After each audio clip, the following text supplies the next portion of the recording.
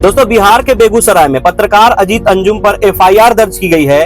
क्यों दर्ज की गई है, ये एक उदाहरण के साथ मैं आपको समझाता हूँ। मान लीजिए आप बैंक पैसा जमा करने गए, 200, 500, 1000 जितना भी आप पैसा जमा किए, बैंक उसके बदले आपको एक फॉर्म देती है कि इस फॉर्म को भर के दीजिए, जिसमें आप अपने अमाउंट लिखते हैं, अपने डिटेल्स लिखते हैं और इसे पैसों के साथ कैशियर के पास जमा करते हैं और बदले में कैशियर आपको ये स्लिप देता है, ये रसीद देता है, ये पावती देता है जो ये प्रूफ करता है कि आपने ये फॉर्म पैसों के साथ बैंक में जमा किया। अब आप खुद सोचिए, आपने अपना पैसा पूरा फॉर्म भर के बैंक में जमा कर दिया, लेकिन बैंक के कैशियर ने आपको ये रसीद नहीं दी। और यही सवाल आप बैंक के कैशियर या बैंक से पूछते हो, मैंने फॉर्म भर के पैसा भी जमा किया लेकिन आप मुझे रसीद क्यों नहीं दे रहे हो? इसके जवाब के बदले आपके ऊपर एफआईआर कर दी जाएगी।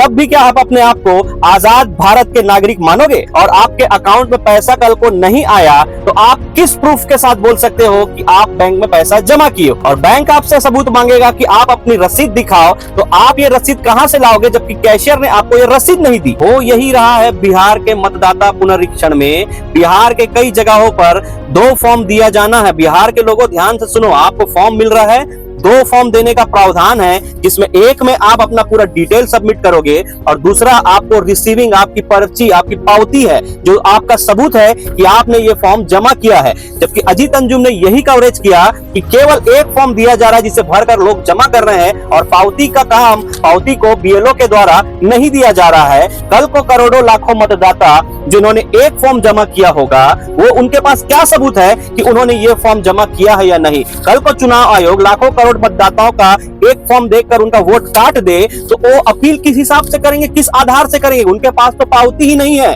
कोई आधार ही नहीं है, कोई सबूत ही नहीं है। इसी को पत्रकार अजीत अंजुम ने एक्सपोज किया और बदले उसके क्या मिला? चुनाव आयोग द्वारा एफआईआर कर दी गई। इस देश में, इस गुलामी के गर्त में ये देश जा रहा है कि किसी अव्यवस्था पर, सरकारी अव्यवस्था पर आवाज उठाने वालों को एफआईआर मिल जा रही है। क्या गलत कहा अजीत अंजुम ने जिसके आधार पर उन्हें सरकारी काम में बाधा डालने का आरोपी बनाकर उन पर एफआईआर दर्ज किया गया? एक समय वो भी चुनाव आयोग था जो प्रधानमंत्री तक को डांट डपाट दिया करता था और बोलता था कि आप अपना काम से मतलब रखिए, हमें अपना काम करने दीजिए। और एक आज का चुनाव आयोग है जो कहता है आप आराम से विदेश यात्रा करके 100 मेडल गले में टांग कर आ जाइए, आप आदेश कीजिए, हम उसमें कितना अव्यवस्था के साथ करेंगे वो हम करके दिखाएंगे। आंध्र प्रदेश के मुख्यमंत्री चंद्रबाबू नायडू ने चुनाव आयोग की कार्यशैली पर कई सवाल उठाए हैं, लेकिन मजाल है करोड़ों बिहारी जो भी तकलीफ में है, बिहार की जनता, उनके लिए उनके सुशासन वाले मुख्यमंत्री के एक शब्द उनके दुख, उनकी तकलीफ पर निकले हो।